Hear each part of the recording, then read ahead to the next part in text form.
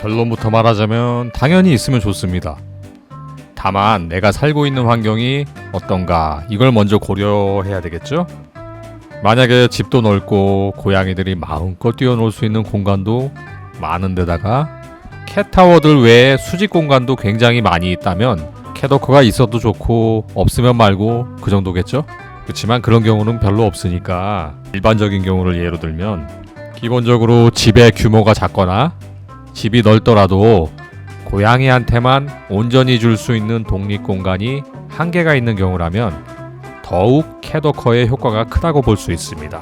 고양이들한테는 바닥에 있는 수평 공간보다 이런 수직 공간들이 더 중요한데요. 수직 공간이 늘어나는 넓이만큼 자기 활동 범위와 영역이 몇 배로 확대되기 때문에 바닥 공간이 좀 작아서 마음껏 놀지 못하는 단점을 캣워커가 많이 상쇄할 수 있게 만들어줍니다.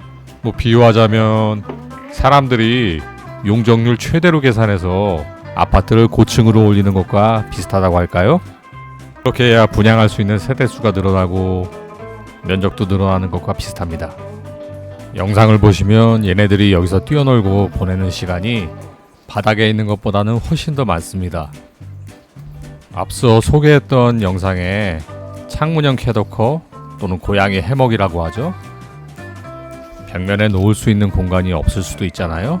그럴 때 차선책으로 창문에 붙이는 캣워커를 생각해 볼 수 있습니다. 캣타워의 경우에는 아무래도 바닥을 이용해서 설치하는 것이기 때문에 높이가 높던 낮던 당연히 바닥 공간을 잡아먹을 수밖에 없습니다. 그리고 캣타워 하나만 덩그러니 있으면은 고양이가 비록 높이 올라가더라도 다른 곳으로 이동할 수가 없거나 영역을 확장할 수가 없기 때문에 그냥 위아래로 오르내리는 거 그 이상은 효과가 없다고 볼 수 있습니다. 물론 캣타워를 여러 개 연결해 놓으면 되지 않나 할 수도 있지만요. 문제는 그렇게 되면 바닥 공간에는 아무것도 놓을 수가 없겠죠? 당연히 바닥에 캣타워를 여러 개 놓으면 캣타워로 가득 차겠죠? 그러면 전혀 못 쓰는 공간이 됩니다. 제가 앞서 강조했듯이 고양이와 사람은 서로 영역을 인정하며 사는 거라고 했죠. 그럼 반대로 사람한테도 최대한 불편함이 없어야 되는 겁니다. 무조건 우쭈쭈 오구오구 이러면서 나는 그저 집사요. 이런 건 절대 능사가 아니에요. 당연히 내가 사는데도 불편함이 없어야 또는 적어야 가족으로 함께 사는 거라고 할 수 있습니다.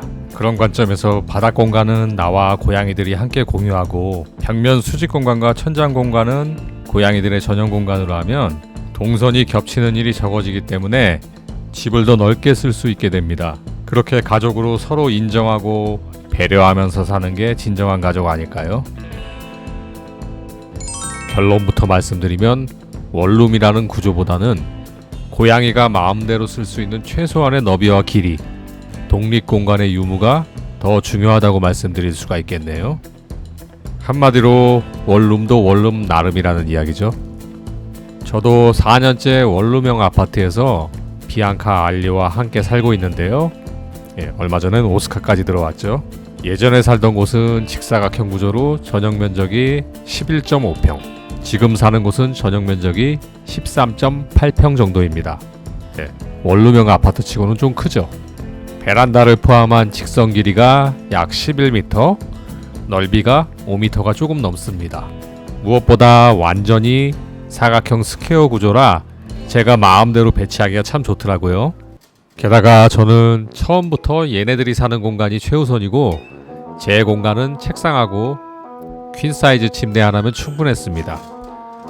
사실 침대도 매일 비앙카 알리와 같이 자니까 제 공간이라고 할 수는 없겠네요.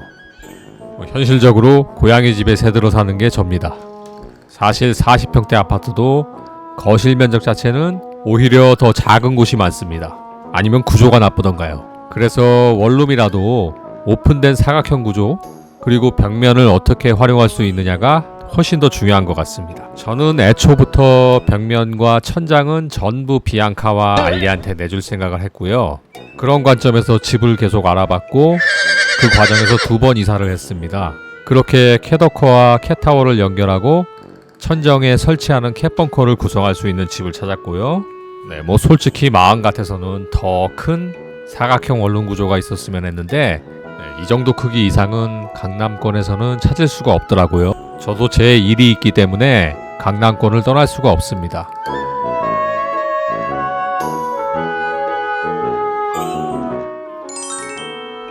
네, 가능합니다. 하지만 아무리 수직 공간을 활용해도 최소한의 면적은 있어야 되겠죠. 영상을 보시면 바닥에서 마음껏 뛰어 올라가는 모습들이 보이죠. 아무리 수평 공간보다 수직 공간이 중요하다고 해도 최소한의 수평 공간, 즉 바닥 공간이 어느 정도는 있어야 애들이 뛰어다닐 수는 있겠죠. 이건 어디까지나 제 경험에 의거해서 이야기하는 거라 100% 정확한 건 아니지만 하나의 의견으로 참고를 하시면 좋을 것 같습니다. 최소한 직선거리가 6, 7m 정도는 있어야 될 것 같고요. 그리고 그 직선거리를 뛰어다니는 중간에 이런저런 가구들이나 인테리어가 있으면 방향을 전환하면서 얘네들이 뛰기가 불편하니까 그런 면도 고려를 해봐야 되겠죠? 특히나 원룸에 살면서 이런저런 아기자기한 것들 꾸미기 좋아하는 분들은 글쎄요, 그런 것들 다 치우고 있어야 고양이하고 함께 살 수 있지 않을까 생각이 들어요. 그렇게 가구나 어떤 인테리어를 최소화한다고 치고 또 벽면에 캣워커나 캣타워를 놓을 수 있다는 가정하에 그래도 직사각형 공간으로 최소한 전용 면적이 8평 정도는 되어야 얘네들이 뛰고 놀고 지내는데 큰 불편함이 없지 않을까 그렇게 생각을 합니다. 직접 캣워커를 만들어서 설치하는 분도 가끔 보이고요. 보통은 제품을 구매해서 직접 자기가 설치하거나 또는 시공까지 맡기는 경우가 있는데요. 벽면을 드릴로 뚫고 앙카 볼트를 박아야 되기 때문에 이건 굉장히 귀찮습니다. 저 같은 경우엔 귀찮은 게 싫고 워낙에 똥손이라 시공까지 맡겼습니다.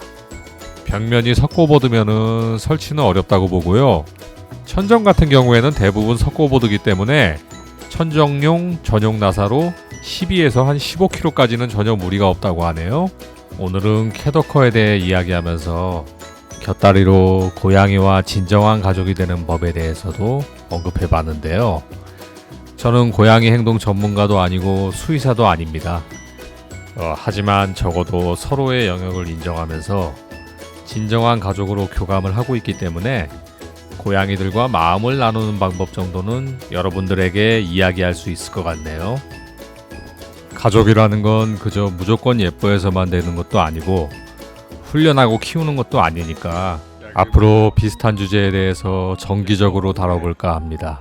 오늘 참 많이 떠들었는데 귀에 무리가 가지 않으셨으면 좋겠습니다.